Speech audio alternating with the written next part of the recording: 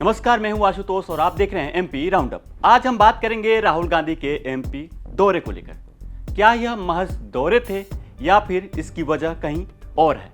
तो चलिए विस्तार से इसके बारे में हम जानते हैं। 2025 से 2026 तक कांग्रेस के वरिष्ठ नेता राहुल गांधी ने मध्य प्रदेश में 4 अलग अलग दौरे किए। भोपाल, पचमढ़ी, इंदौर और फिर से भोपाल। ये केवल औपचारिक यात्राएं नहीं रहीं, बल्कि हर बार एक मकसद और संदेश लेकर आई। पहला दौरा था जून 2025 में, जब राहुल गांधी भोपाल पहुंचे और कांग्रेस के ऑर्गेनाइजेशन निर्माण कार्यक्रम का शुभारंभ किया। इसमें पार्टी कार्यकर्ताओं, जिला अध्यक्षों और नेताओं के साथ बैठक की और वन टू वन चर्चा की। यह यात्रा संगठन को मजबूत करने और पार्टी की तैयारियों को बढ़ाने के लिए थी। इसमें राहुल गांधी ने रेस के घोड़े, बारात के घोड़े और लंगड़े घोड़े का जिक्र किया और पार्टी की गुटबाजी पर तगड़ा प्रहार किया, जो काफी चर्चा में भी रहा। तो दूसरी यात्रा नवंबर 2025 में थी, जब पचमढ़ी में कांग्रेस के प्रशिक्षण शिविर का आयोजन किया गया, जहां राहुल गांधी ने नए कार्यकर्ताओं को पार्टी की विचारधारा और रणनीति के बारे में गहन जानकारी दी। यह दौरा मध्य प्रदेश के कांग्रेस के संगठन के हब के रूप में मजबूत करने की कोशिश थी। इसके बाद राहुल गांधी का दौरा हुआ जनवरी 2026 को और राहुल गांधी इस बार इंदौर पहुंचे। यहां पर दूषित पानी की वजह से 30 से ज़्यादा लोगों की मौत हो चुकी थी। राहुल गांधी यहां पे पीड़ितों से मुलाकात करने पहुंचे थे। उन्होंने स्थानीय प्रशासन पर जिम्मेदारी न लेने का आरोप भी लगाया और राज्य सरकार के खिलाफ सख्त नजरिए का संदेश दिया। यह सिर्फ एक दौरा नहीं, बल्कि सरकार के रवैये पर जनता के साथ एक जवाबदेही की अपील भी थी, क्योंकि दूषित जल पीने की वजह से इंदौर में 30 से ज़्यादा लोगों की मौत हो चुकी थी और राहुल गांधी यहां पे पीड़ितों के साथ गए थे उनका दुख बांटने। और अब राहुल गांधी भोपाल पहुंचे और इस बार उन्होंने भारत अमेरिका ट्रेड डील के खिलाफ एक बड़ा किसान महाचौपाल को संबोधित किया। कांग्रेस का दावा है कि यह समझौता किसानों के हितों के खिलाफ है और इसके खिलाफ देशव्यापी आंदोलन की शुरुआत मध्य प्रदेश से की जा चुकी है। राहुल गांधी ने यहां पर मोदी सरकार पर देश को बेचने का आरोप भी लगा दिया। राहुल गांधी ने अपने संबोधन में कई बार शिवराज सिंह चौहान का जिक्र किया और इशारों में बताने की कोशिश की कि मोदी कैबिनेट में शिवराज सिंह चौहान की कोई पूछ नहीं है, यानी शिवराज सिंह चौहान की बिल्कुल नहीं चलती है। बिना राजनाथ सिंह जी, बिना शिवराज चौहान जी, मेरे भाषण खत्म होते ही, अच्छी तरह सुनिए आप, मेरे भाषण खत्म होते ही प्रधानमंत्री गए लोकसभा से। शाम को बिना राजनाथ सिंह जी, बिना शिवराज चौहान जी, बिना गडकरी जी, मतलब बिना अपने कैबिनेट से पूछे,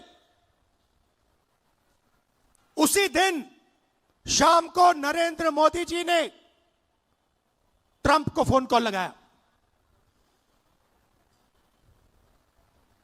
ट्रंप ने ट्वीट किया है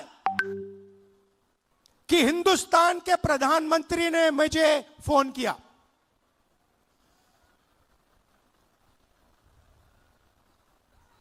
हिंदुस्तान के प्रधानमंत्री ने मुझे फोन किया और कह दिया कि यूएस इंडिया डील को मैं साइन करने को तैयार हूं। मैं आपसे पूछना चाहता हूं, ये 4 महीने डील रुकी हुई थी।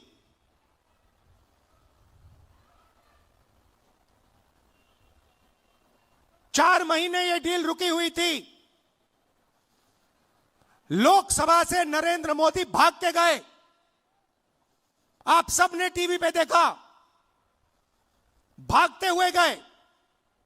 अगले दिन झूठा बहाना बनाया कि कांग्रेस पार्टी की महिलाएं उन पर आक्रमण करने जा रही थी। सच्चाई है कि प्रधानमंत्री पार्लियामेंट में नहीं खड़े हो पाए और फिर सीधा। चारों यात्राओं को जोड़कर देखा जाए तो यह महज औपचारिक दौरे नहीं हैं, बल्कि राजनीतिक रणनीतिक संगठन बनाने, स्थानीय मुद्दों को उजागर करने और किसानों के मुद्दे पर एक बड़ा आंदोलन खड़ा करने की दिशा में महत्वपूर्ण कदम है। हमने इस दौरों को लेकर के बात की वरिष्ठ पत्रकार चैतन्य भट्ट से और पूछा कि राहुल गांधी 2 वर्षों में 4 बार एमपी के दौरे पर आ चुके हैं, आखिर वो एमपी को इतनी अहमियत क्यों दे रहे हैं। देखिए, मध्य प्रदेश में कई वर्षों बाद मध्य प्रदेश में कांग्रेस की सरकार बनी थी। वो एक अलग बात है कि आपसी द्वंद्व के चलते वो सरकार 15 महीने में गिर गई। तो राहुल गांधी को ये लगता है कि अगर प्रयास किए जाएं तो फिर से एक बार 2028 में जब चुनाव होंगे विधानसभा के, तो कांग्रेस को बहुमत मिल सकता है। दूसरी बात ये भी है कि मध्य प्रदेश में जो कांग्रेस के नेता हैं उनके बीच में जिस तरह से राइवलरी चल रही है, प्रतिद्वंद्विता चलती है, उसको लेकर भी वो एक हाईकमान तो चिंतित है, राहुल गांधी भी चिंतित हैं। अभी आप देखिए कि हेमंत कटारे ने उपनेता प्रतिपक्ष के उसमें से पद से इस्तीफ़ा दे दिया।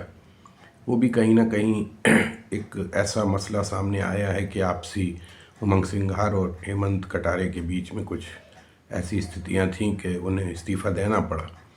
तो एक संदेश ये भी देना चाहते हैं और ये बताना चाहेंगे वो यहाँ के नेताओं को कि देखिए, आप लोग संगठन को मजबूत करिए और आपसी जो प्रतिद्वंद्विता है इसको ख़त्म कीजिए। किसानों का मुद्दा मध्य प्रदेश में काफ़ी मुखर है। खाद को लेके, बीज को लेके तमाम तरह के आंदोलन किसान करते रहे हैं। खाद के लिए लंबी लंबी लाइनें लगती रही हैं और उसमें एक महिला की मौत भी हो गई थी लाइन में लगे लगे। तो ये मुद्दे ऐसे हैं। दूसरा, वो ट्रंप के साथ जो डील हुई है उसको लेके वो बताना चाहते हैं कांग्रेस अपने किसानों को किससे आपका नुकसान होने वाला है। तो ये तमाम चीज़ें हैं जो बार बार उनको मध्य प्रदेश में आने का न्योता देती हैं। जैसे पिछली बार वो पचमढ़ी आए थे, तब भी चिंतन शिविर लगा था, उसमें भी यही बात की गई थी कि आप लोग आपसी प्रतिद्वंद्विता छोड़ के संगठन को मजबूत करें। अब सवाल ये उठ रहा है कि राहुल गांधी बार बार एमपी दौरे पर आते तो हैं, तो क्या इसका कोई फायदा पार्टी और संगठन को होता भी है? क्योंकि राहुल गांधी ने भारत जोड़ो यात्रा निकाली थी, जो एमपी से भी निकली थी विधानसभा चुनाव 2023 से पहले, लेकिन उसका कोई फायदा एमपी में नहीं दिखा, क्योंकि बीजेपी ने 2023 विधानसभा चुनाव में बम्पर बहुमत हासिल की। ऐसा ही कुछ हुआ न्याय यात्रा के साथ। राहुल गांधी ने न्याय यात्रा लोकसभा चुनाव 2024 से पहले निकाली। एमपी से भी यह यात्रा गुजरी, लेकिन 2024 लोकसभा चुनाव में कांग्रेस का सुपड़ा साफ हो गया एमपी से, यानी 29 की 29 सीटें बीजेपी जीत गई। तो हमारा अगला सवाल वरिष्ठ पत्रकार चैतन्य भट्ट से यही था कि क्या राहुल गांधी के आने से संगठन को फायदा होगा और क्या इसका असर जमीन पर दिखेगा? कांग्रेस के आज की तारीख में तो सबसे बड़े नेता राहुल गांधी हैं, मल्लिकार्जुन खड़गे हैं और वो एलओपी भी हैं। तो कांग्रेस में एक उत्साह का वातावरण तो होता है। जब कोई वरिष्ठ नेता आता है किसी भी प्रदेश में, तो वहाँ एक कांग्रेस के कार्यकर्ताओं में एक ऊर्जा का सृजन होता है, चाहे वो भारतीय जनता पार्टी का नेता हो या कांग्रेस का नेता हो या किसी अन्य दीगर पार्टी का नेता हो। तो जिस तरह से पूरे प्रदेश से कांग्रेस के नेता भोपाल में इकट्ठे हुए हैं और हजारों लाखों की संख्या में कार्यकर्ता और किसान वहाँ इकट्ठे हुए हैं, उससे लगता है कि इसका असर ज़मीनी स्तर पर पड़ेगा। क्योंकि किसान तो हमारे लिए भगवान माना जाता है और अगर उसकी समस्याएं कोई पार्टी उठा रही है तो निश्चित तौर पे उसका फ़ायदा उस पार्टी को मिल सकता है। अब लेकिन ये फ़ायदा कितना होगा, ज़मीनी स्तर पे कितना आप संदेश दे पाते हो किसानों को या आम जनता को मुद्दे उठा के, ये देखना दिलचस्प होगा। क्योंकि अभी आगामी कुछ दिनों में आपके नगरीय निकायों के चुनाव होने वाले हैं और उसके बाद फिर 2028 में विधानसभा का चुनाव भी होगा। तो इसका कितना असर पड़ेगा।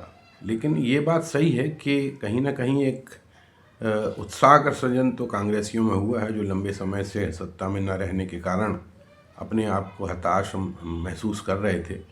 बड़े नेता के आने से एक नई ऊर्जा का संचार होता है और जिस तरह से उन्होंने अपने कार्यकर्ताओं को बब्बर शेर कहा, उससे भी लगता है कि कहीं ना कहीं उन कार्यकर्ताओं में एक नई उमंग सामने आएगी और जो मुद्दे उठाए जा रहे हैं उसका असर कहीं ना कहीं, चाहे वो थोड़ा पड़े या ज़्यादा पड़े। बहरहाल मध्य प्रदेश में विधानसभा चुनाव अभी काफी दूर है, लेकिन कांग्रेस मध्य प्रदेश में अपनी आधार को मजबूत करने की रणनीति पर जुटी हुई है, क्योंकि एमपी में मुख्य मुकाबला बीजेपी और कांग्रेस के बीच है। यहां पर तीसरी कोई पार्टी नहीं है। जो कि मुकाबले में हो। ऐसे में अभी भी कांग्रेस को एमपी से काफी उम्मीदें हैं और यही वजह है कि राहुल गांधी मध्य प्रदेश को खूब ज्यादा तवज्जो दे रहे हैं। तो आज का राउंड अप आपको कैसा लगा कमेंट में हमें जरूर बताएं और मध्य प्रदेश से जुड़ी तमाम बड़ी खबरें देखने के लिए देखते रहें एमपी तक।